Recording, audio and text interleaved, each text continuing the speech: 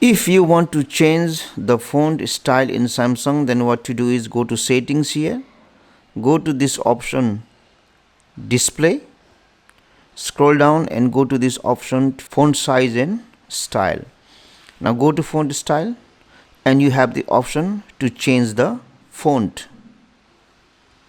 If you want to make the font bold, then you can enable this option bold font.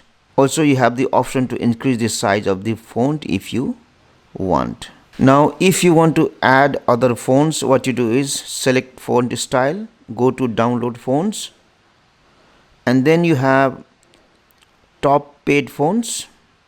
This you have to purchase, and if you want to use free font, go to this option top free, and then you can download any font. For example, let me download this font Samsung Sans.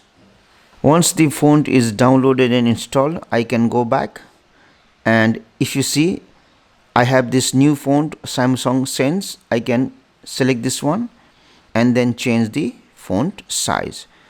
Thank you for watching this video. Please like, share and comment on the video if you found it helpful.